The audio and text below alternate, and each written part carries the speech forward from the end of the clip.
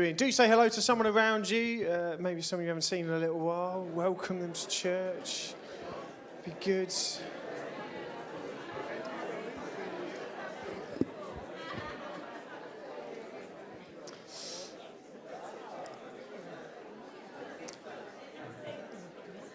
As Ian said, this morning is the final part in this Mind the Gap series. I hope you've enjoyed it. A couple of weeks ago, we looked at minding the gap in our diaries and how we can build in space into our diaries to be more aware of the beauty around us and get a rhythm of rest in our lives. And then last week we looked at the space between us, that where we need to lean into hospitality, where we need to lean into welcome, need to lean into mercy in order to shrink the space that can sometimes form between us. And I've got one more gap we're going to look at this morning. I'm a bit ashamed to admit it, but as a teenager, I did quite often listen to Christian rock music.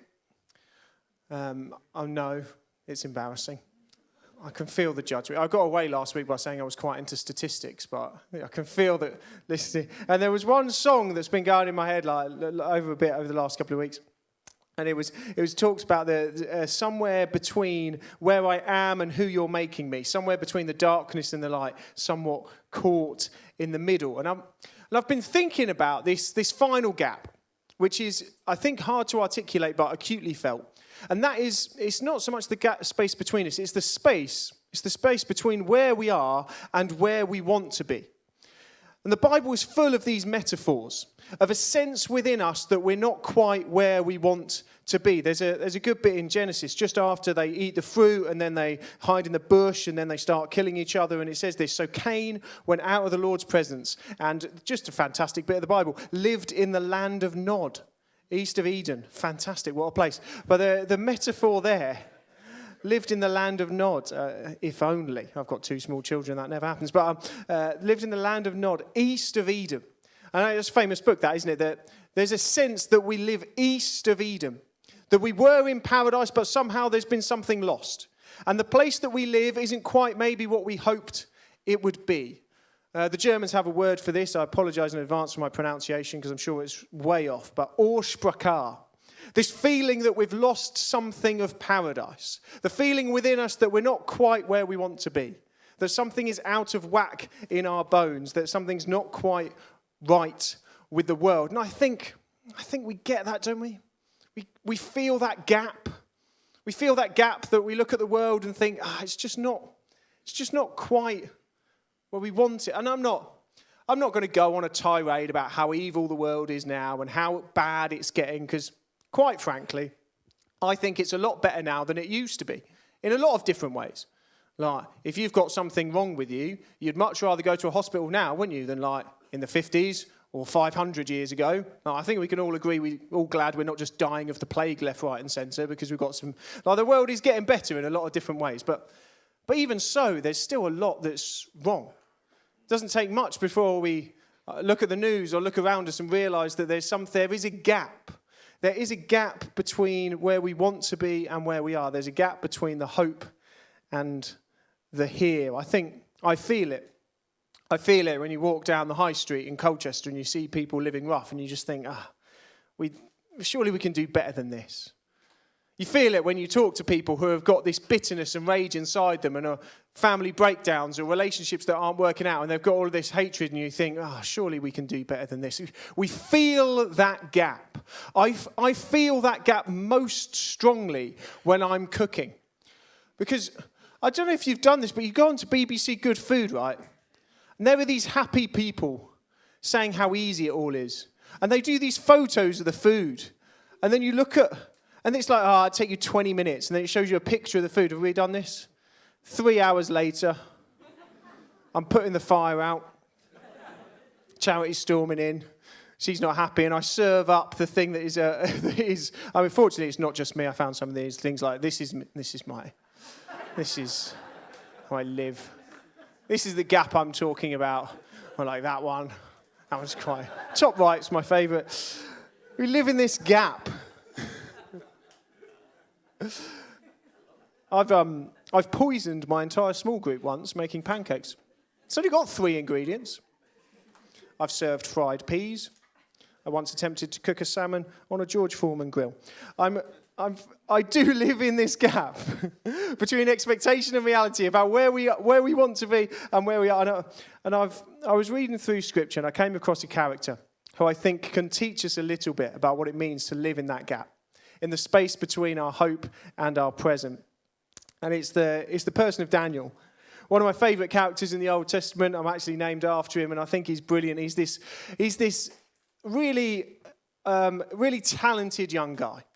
And he grows up, and he's probably top of his class, and he's got the world ahead of him.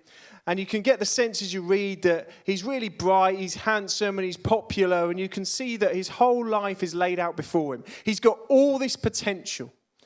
And then the invaders come, and they burn his town to the ground, and they take him off in slavery to a far-off land. And we read the book of Daniel, the story of a man, a stranger, in a strange land. And I think it teaches us something about living in the gap. Because for Daniel, his expectation was up here and his reality was down here. And he lives in the gap of all the things that he hoped his life would look like, and it just doesn't.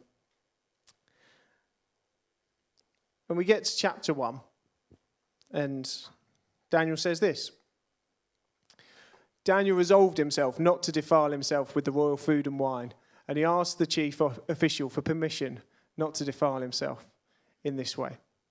My sense is that when we live in that space of disappointment, where our life isn't quite what we expected it or what we hoped it would be, it's so easy to drop our standards, isn't it? It's so easy to say, well, if things haven't turned out, then it doesn't matter if I just do this. I once went to the MCTC, it's the military prison in Colchester. And there was an alpha course happening, and I was on the team helping out with that. And I didn't know what to say to these like big, intimidating guys all sitting around the table. So I was like, well, what are you in here for? Because I wasn't quite sure how else to start a conversation. And then one of the guys, he was like, well, we're all in for the same thing, this table. I was like, what do you mean? And he's like, well, all of us, because we're all in the same battalion or whatever they were in, they all just lied on their expenses form. And so because literally everyone did it. So they had to have this rota of getting these people to do their prison time because they couldn't all send them at once. And they were like, well, yeah, we're in group one and next week it'll be the other. And I was thinking about it, so, well, of course. Because if everyone's doing it, then why wouldn't you do it too? If that's the culture, then why wouldn't you just copy it? If the culture at your workplace is to lie, then it's much easier to lie, isn't it? If the culture in your family is to exaggerate everything, then you start exaggerating everything too. And when we live in the gap between where we want to be and where we are, then the first thing that drops is our standards. But we read this in Daniel. And here is a man who, although things aren't going well for him, he decides, no, my integrity is worth more than my comfort. My integrity is worth more than my comfort. This is the line, I will not cross it. And I don't know why Daniel picked this, the food and drink that he was being offered. But he says, it's like the Rosa Parks moment. No, this is the line and I'm not going to cross it. I'm going to pick the difficult truth over the easy lie. I'm going to make sure I'm the same when no one's watching as when I'm in the limelight. This is Daniel saying that it doesn't matter how bad things are out there, my character is more important than my comfort. I briefly was the captain of Kingsland Church football team. And I still remember shouting at one of my own team who was trying to pretend that it was our throw. I still remember shouting at him, being like, is your integrity worth less than a throw-in? I was much better at like shouting things than I was at actually playing football. So unfortunately, although I was a very honest player, I was a terrible one, which is why my stint as captain didn't last for a long time. But I was always honest when it was there. But I still remember when I was 8, we were in town. And there was a busker or something like that, and he had a little crowd around him. We all stopped to listen to this busker, and then between songs, this busker said, anyone out here a Christian? And I obviously didn't put my hand up, would I? I immediately turned around and looked at my dad, because I was like, it's easy for you on a Sunday, isn't it? It's easy for you to stand up here on a stage and preach your stuff about love and all that, but let's see in the middle of Culver Square whether or not you admit it.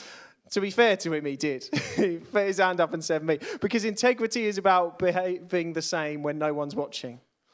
Integrity is about speaking your truth simply. Let me tell you that if you just speak the truth simply, you'll have a lot less lies to remember. It's easier if we can speak our truth calmly and simply, not exaggerating, not taking credit for things that aren't our own, not to be dragged down by a culture around us. Because when we live in a space between where we are and where we want to be, we keep our integrity because our character is worth more than our comfort. Daniel teaches us, don't give in. Draw the line. Decide that this is the point and no further. No matter what the culture around me says, I'm going to live with clean hands and a pure heart. Too many of us, myself included, we're more like mince pies, aren't we? We look strong on the outside, then as soon as you cut it, it all just falls apart. We don't want to be like that. We want to be like my granny's Christmas cake, which no matter what you did to it, would not bend out of shape. Something so stodgy and dense it would hold you down in a storm. That is our life. That's what we need to be aiming for, people.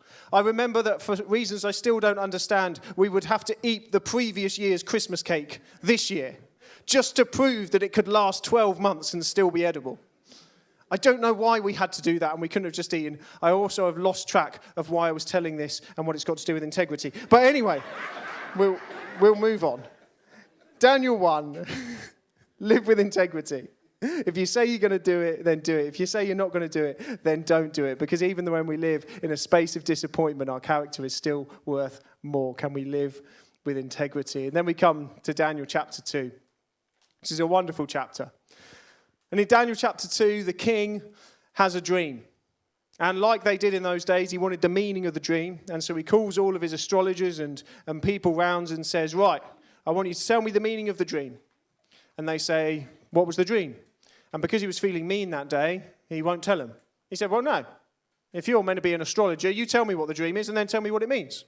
And there's this fascinating passage which I've read a lot of times and it got under my skin a bit, and it's this from Daniel 2:10. The astrologers answered the king, there is no one on earth who could do what the king asks.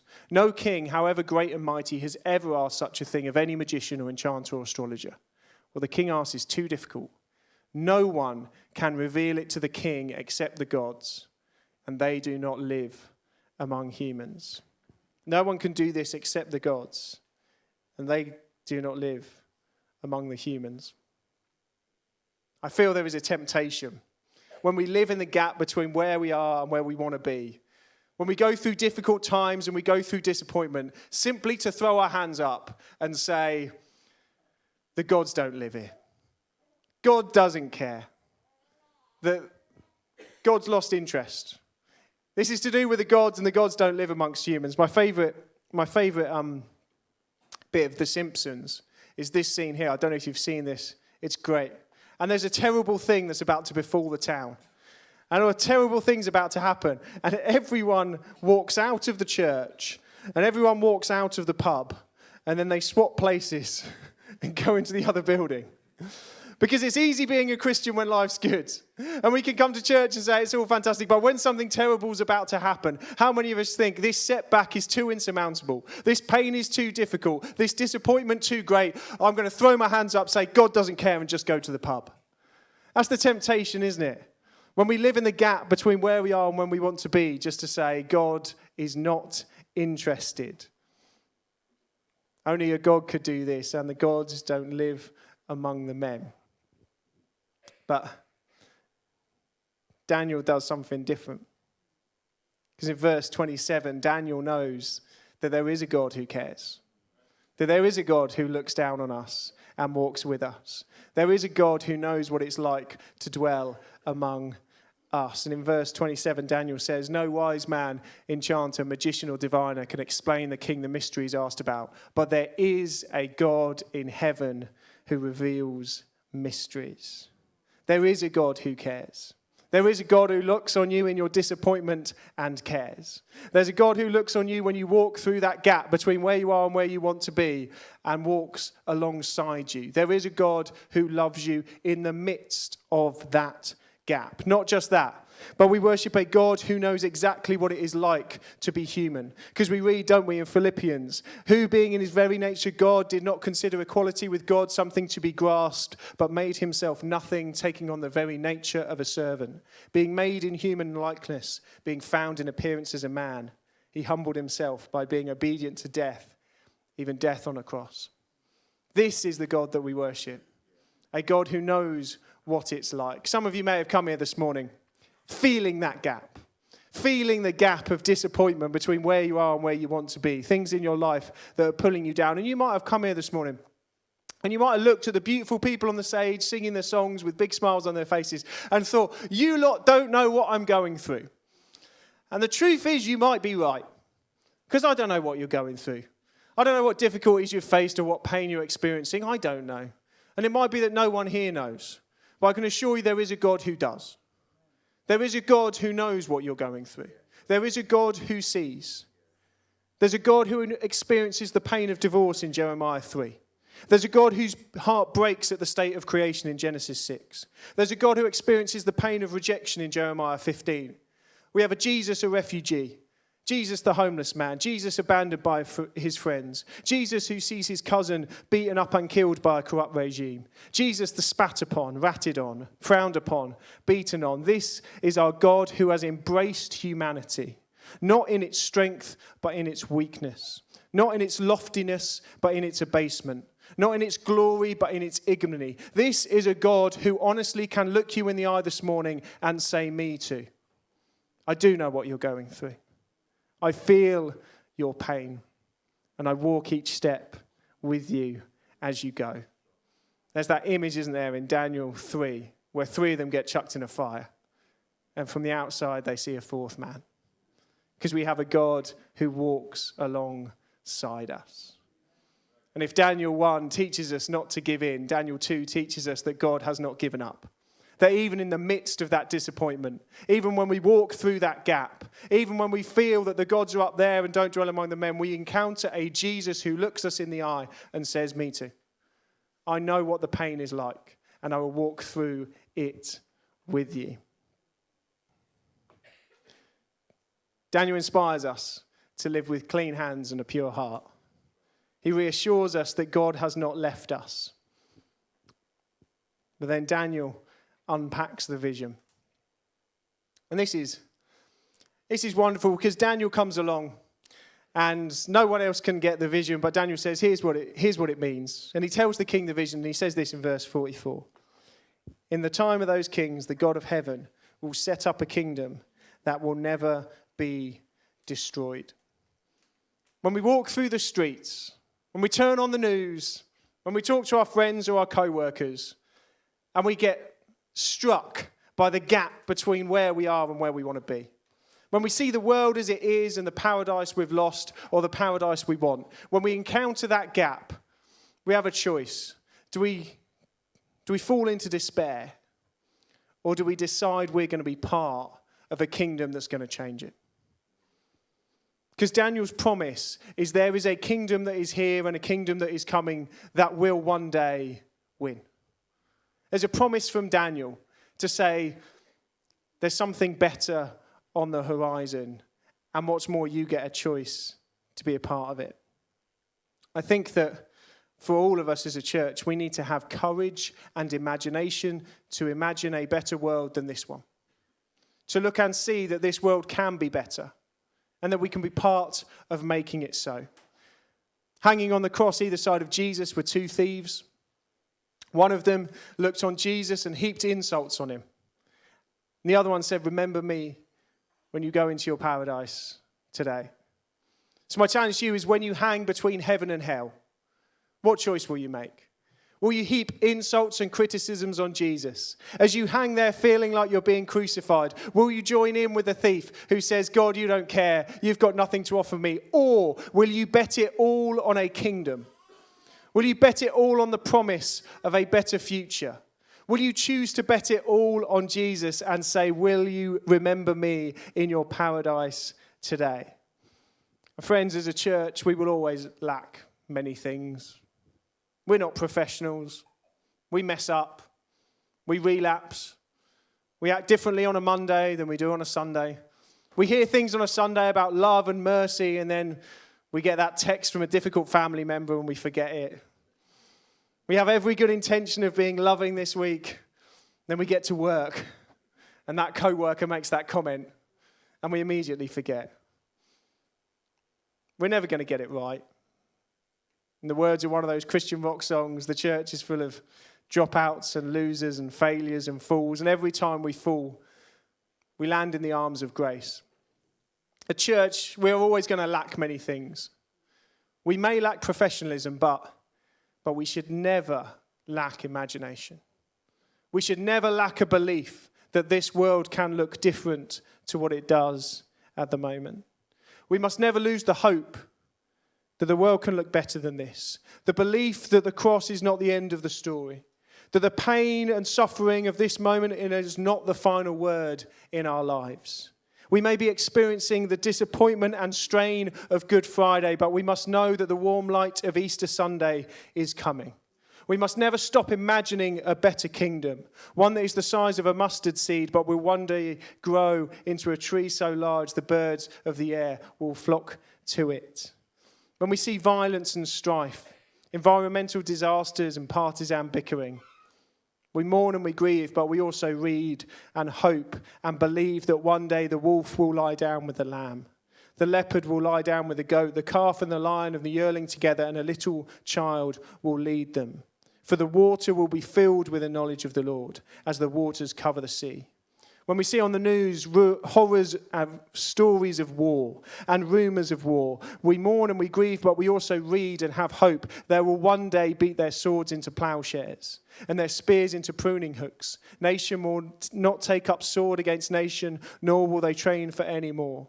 When we feel we are surrounded by chaos and anxiety and turbulence, we read in Revelation and we believe that there will be a new heaven and a new earth. For the first heaven and the first earth had passed away, and there was no longer any sea.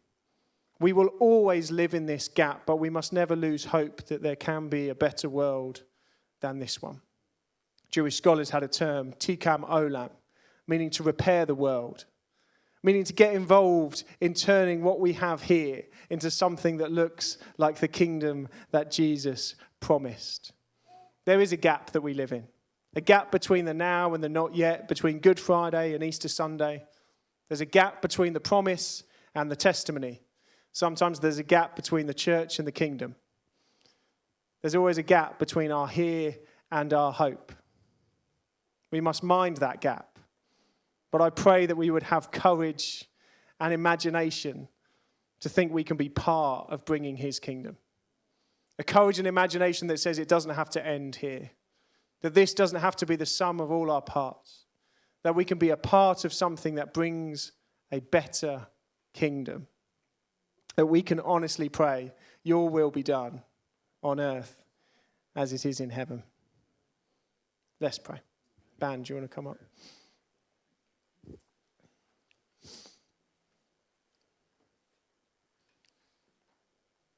God, I pray for courage this week. Pray for people here who live and work in difficult cultures. Cultures where corners are cut. Places where truth is hard to come by. I pray that we would have the courage to keep our integrity. That we would be known as a people who speak the truth clearly and calmly. We would be people who know where to draw a line and say this far and no further. We would be people who would keep our integrity even when no one else is watching. God, I pray for anyone here who feels abandoned and alone. I pray that they would know a God who walks with them. We thank you that you promise not to leave us or forsake us. I pray we would know your presence even as we walk through the difficult times. As we walk through the fire, we would know you with us. And God, I pray for us as a church that we would keep our imagination. That we would keep a belief that this world can look better than it does. Give us the courage to lay hold of that hope, to say yes to that kingdom, to bet it all on you, Jesus. Put our hands to the plough and strive for a better tomorrow. Give us courage to bring your kingdom here on earth as it is in heaven. Amen.